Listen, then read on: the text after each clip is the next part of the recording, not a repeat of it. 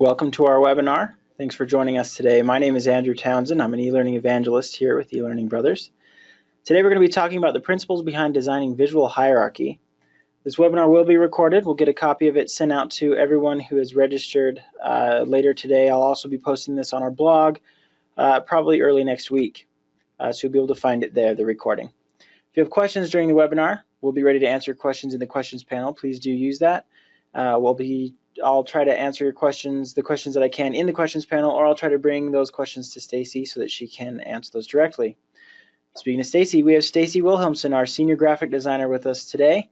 We're excited to see what you have to share with us, Stacey, and we appreciate the time you've taken to talk to us today.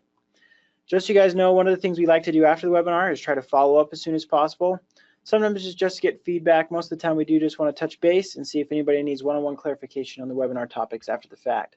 And if we can't get to any of your questions, we'll try to send the responses after the webinar through an email or through the webinar recap.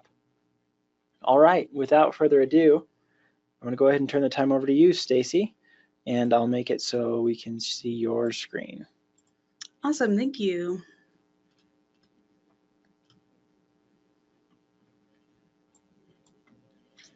Okay, how are we looking? Looks great. Just load it up. Looks great. Perfect. Hey everyone, thank you for joining me on my discussion about the principles behind designing visual hierarchy. So, what is visual hierarchy?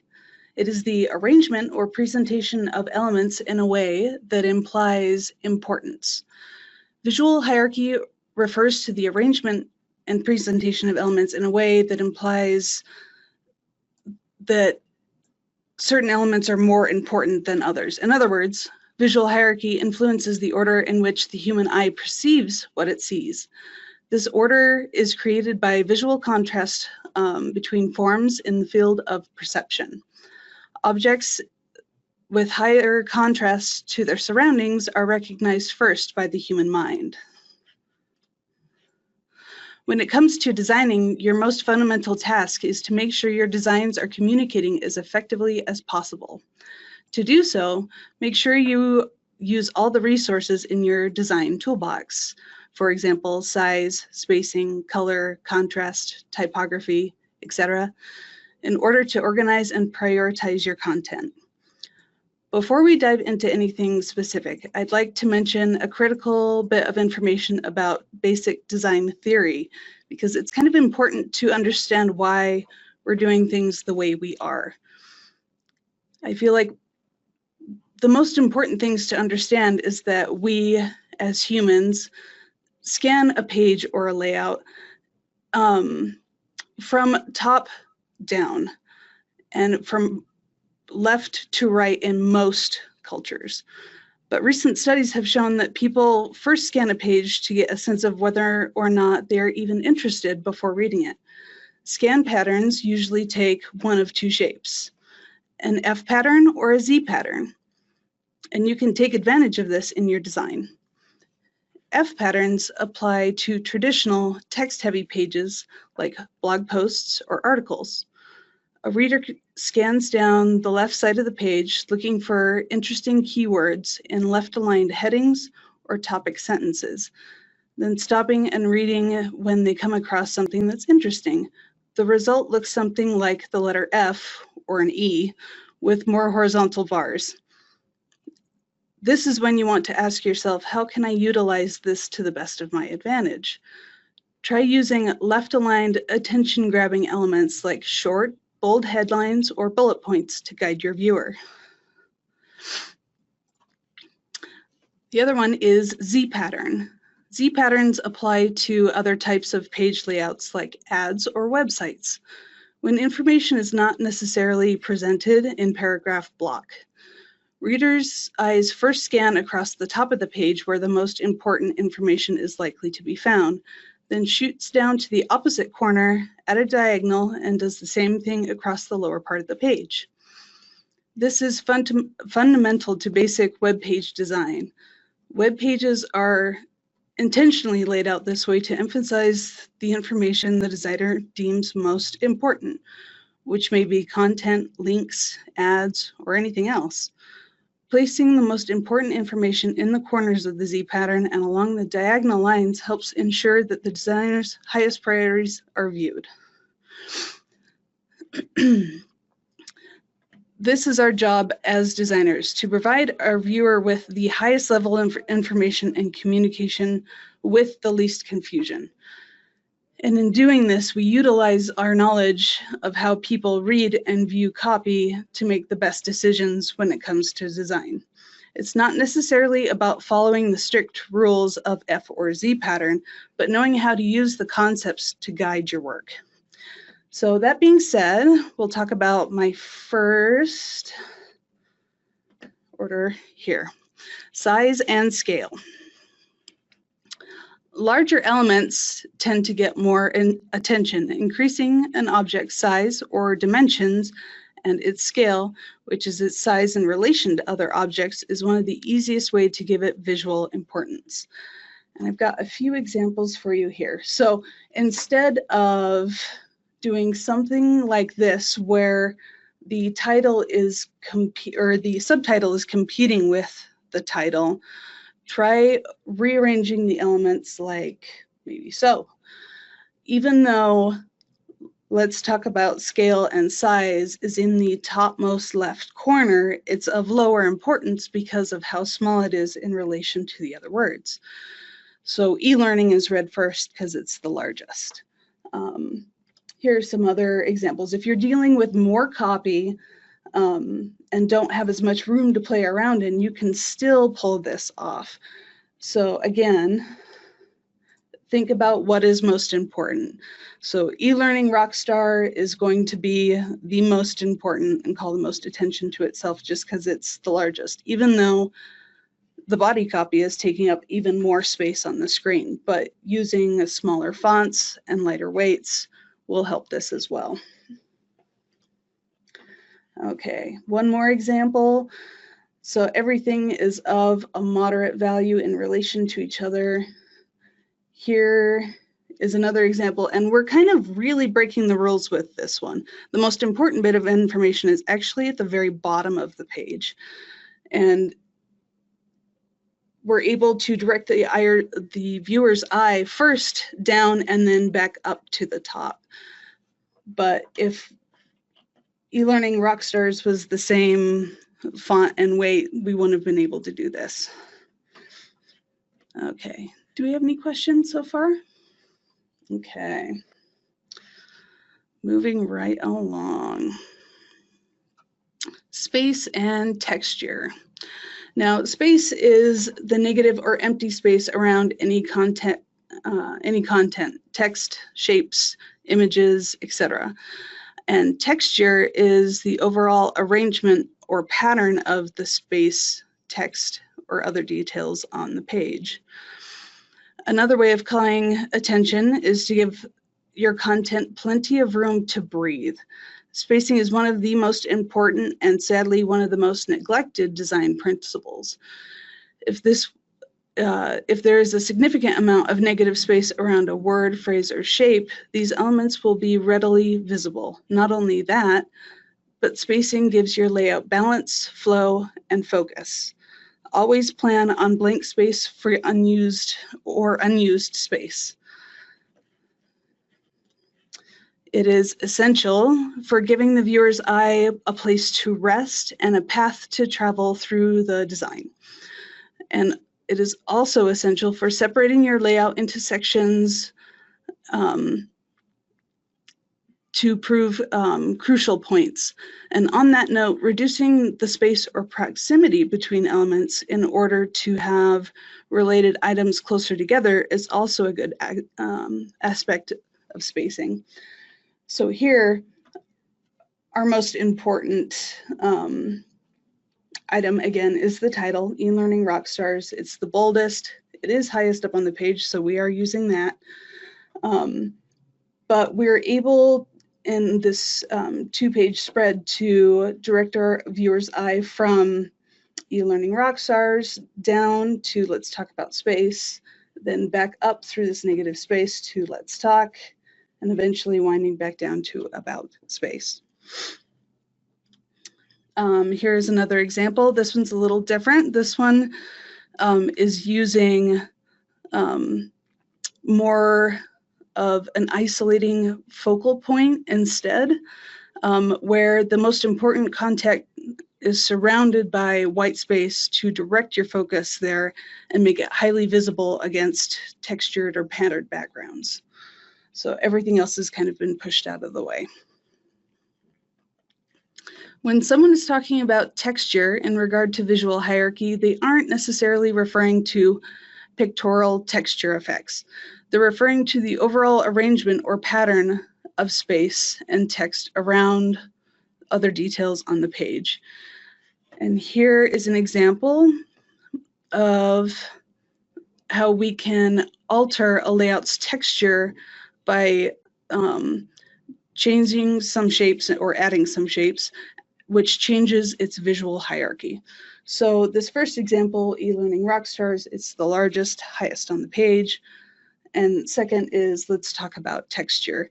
Now, clearly this is more important. We go here first, then here. Visual weight goes 1, 2.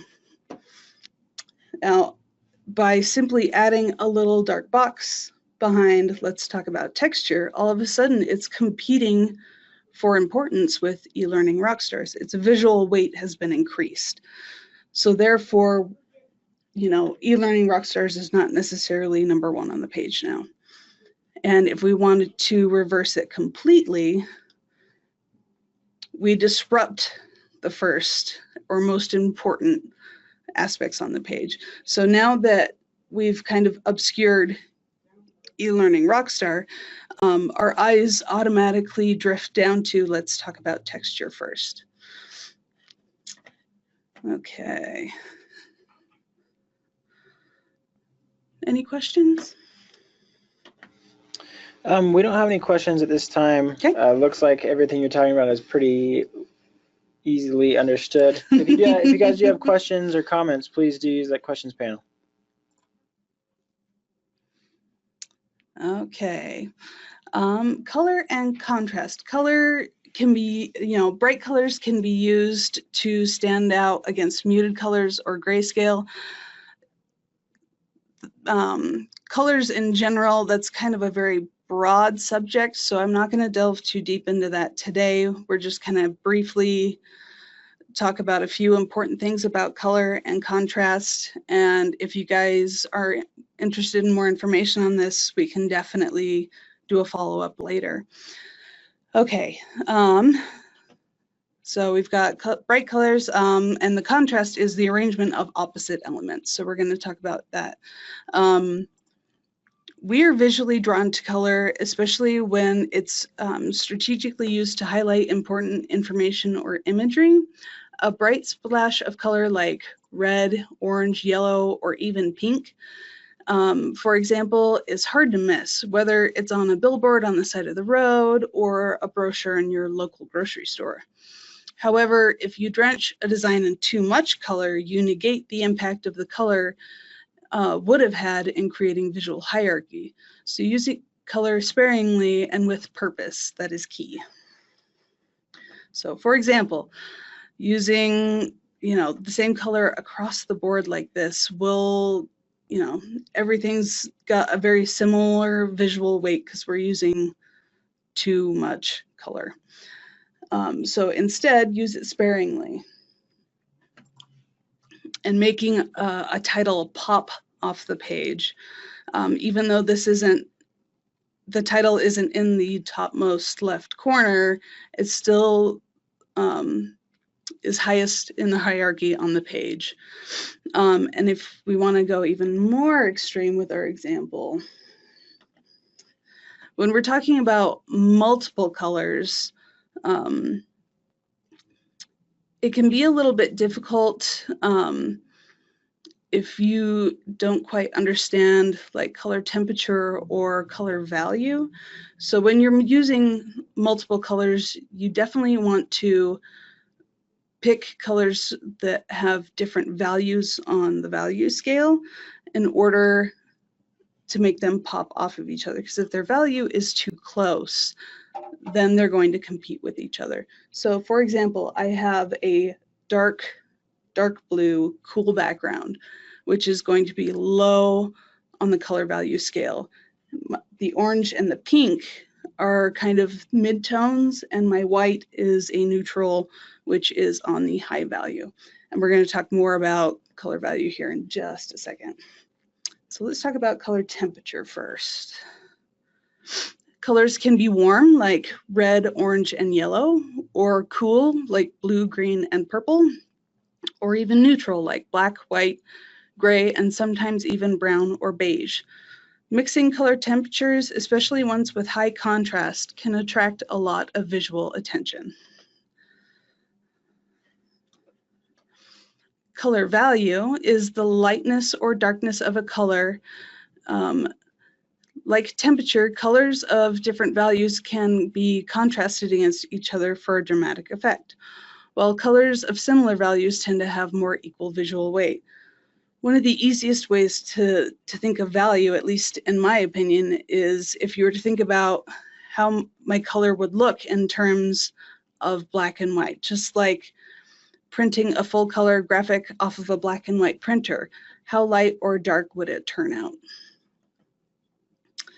Okay. And color saturation. Color in its purest and brightest form is 100% saturated.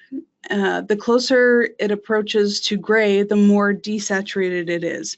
Using bright or muted colors either by themselves or together can be strategic in a way to create places of high or low contrast in the design.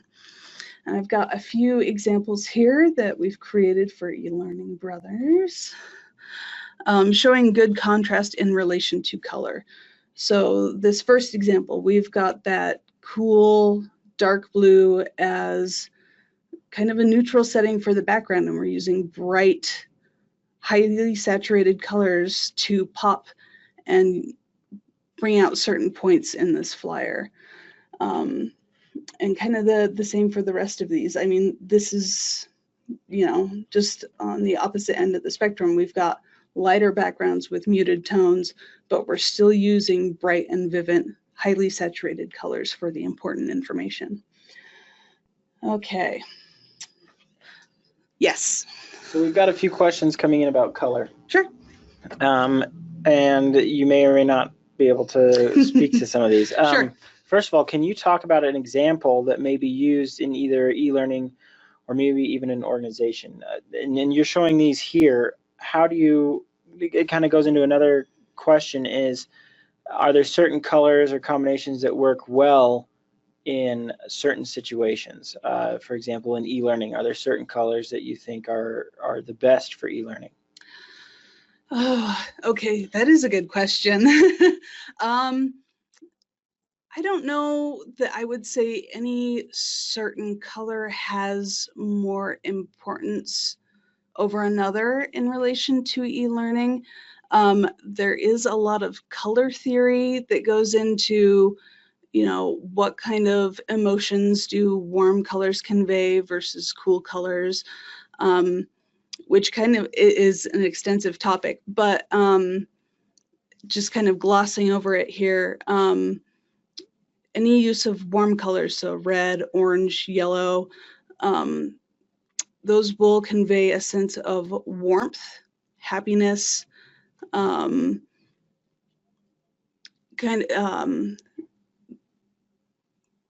should make you more comfortable or familiar with your content. And I know blue is a very corporate color. Lots of companies used it. It's used a lot in e-learning. That's not a bad thing, but knowing the emotional connection with the color can help you pick which you want to use for your each topic. Exactly. It's the tone you're trying to convey. So if you're trying to say you want to convey a situation where you're trying to show two employees in an argument, if you're using warmer colors in a situation like that, that's going to affect the way it's perceived versus using cooler colors, which may Warmers be more being reds and orange. Okay. Yes. So, I mean, if you were to use cooler colors in that situation, then that sense of conflict probably won't be as strong as it would be with warm colors, because cool colors usually are associated with calm and serenity and all that stuff. Sure. There's another question here.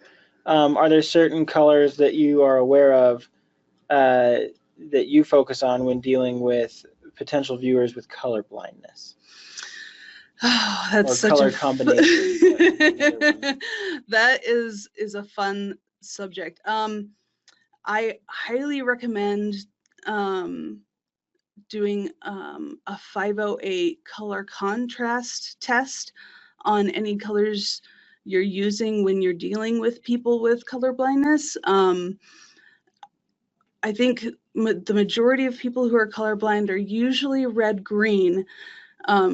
And that doesn't necessarily mean you can't use those two colors together, but you'll want to kind of pay attention to those colors' values. Here,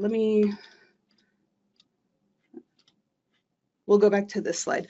So say you have a red and a green you want to use. If you have, I would suggest picking either a high value or a low value for either one of them so that they can be distinguished even if the viewer can't really tell the difference between those two colors.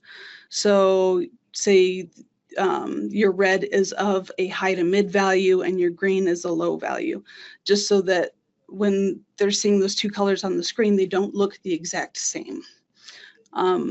If you're also, dealing with people who are colorblind, I would suggest, like, if you're giving positive or negative feedback on slides, include like check marks or X's along with your feedback, not just red or green color, because that'll be a visual cue for them to understand that yes, they got this question right, or no, they didn't, instead of trying to guess and not knowing what color it is they're looking at. Sure. Does that help? Yeah, absolutely. Okay. And one other, we have a lot of questions, and I'm just going to take two more right now, and we'll jump in with a few more later. Okay. This first one is do you have a rule, whether it be personal or that you've found one elsewhere, of how many colors should be used on a page or screen at a time?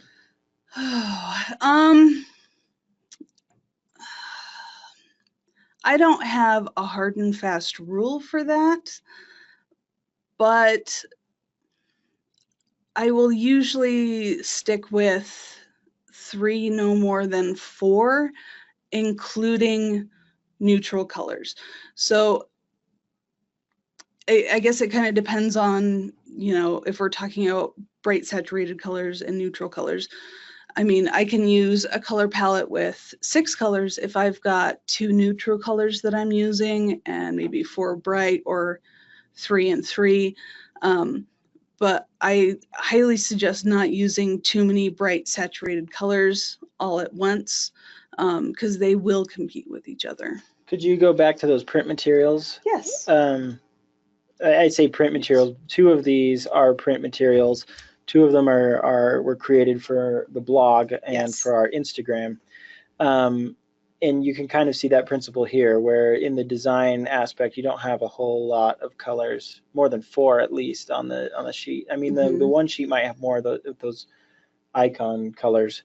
Yeah, you could technically call those, more than, 3 bright colors, because we're using gradients. But if they're being used as a gradient in and of itself, then I would probably consider that 1 color a piece. But I mean, it's all about kind of guessing and checking your work and playing with it and seeing what works.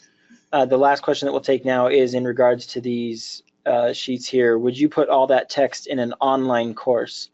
And again, this kind of comes back to what we're looking at here. Majority of it is print materials, not an online course. So if you were to put all of these into an online course, would you split it up or keep it about the same? I would definitely split it up. If I were to take that top example that says templates and assets, customizable courseware, I would probably break that out into at least 3 individual slides talking about each topic. In e-learning, it's really important to kind of break down how much information is being read per slide. I mean, there is no hard and fast rule, but I would say no more than, 2 to 3 sentences of content tops per slide.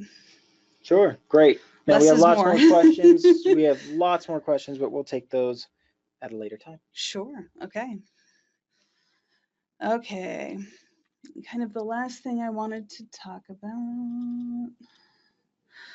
Okay, so how to test your effectiveness with visual hierarchy. I'm hoping this webinar has kind of demonstrated the importance of establishing visual hierarchy in your design projects.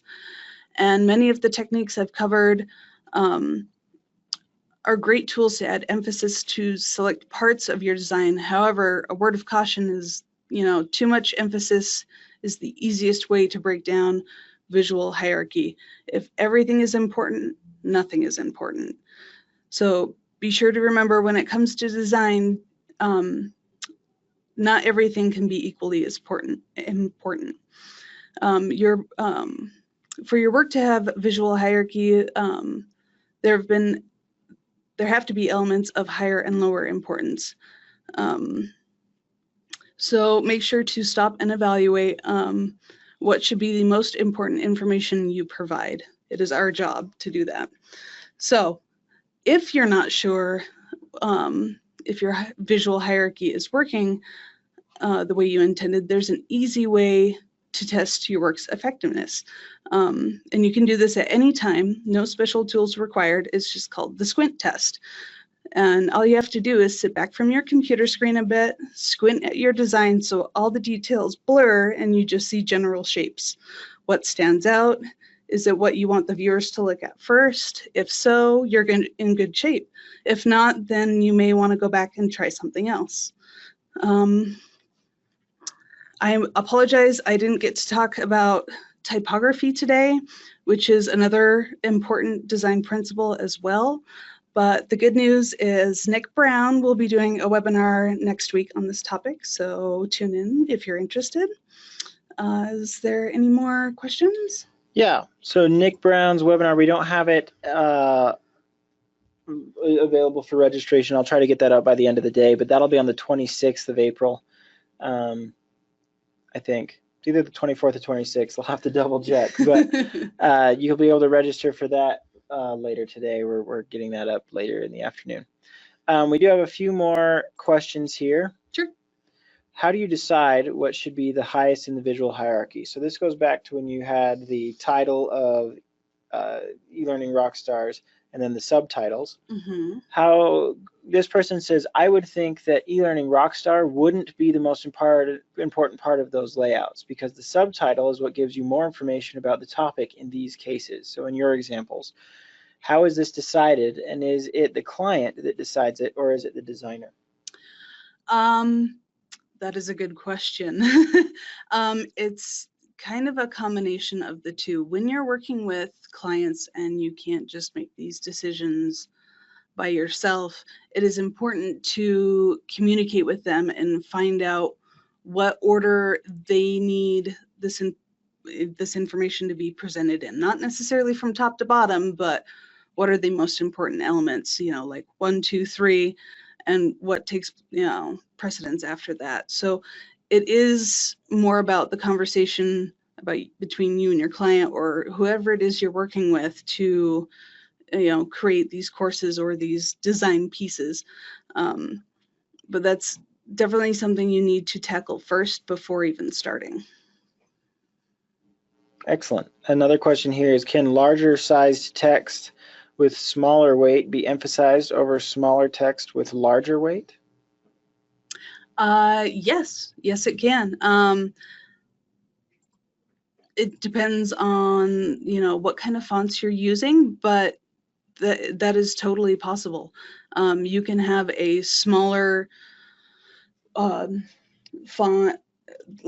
Here, let me go back to some of my examples. So if I were to take eLearning Rockstars and make it into a thin font, but say, you know, keep bold portions here, as long as this still takes up a majority of the viewing area, it will still be the first place that's, you know, drawn the human eye. Excellent. I'm only going to take one more question, unfortunately, but we will try to get these answered down the line a little bit. In your opinion, is there a color background that is considered not engaging or less engaging for learners? For example, would you say that having a black background is better or worse than a white background, or blue is maybe better as far as getting people's attention?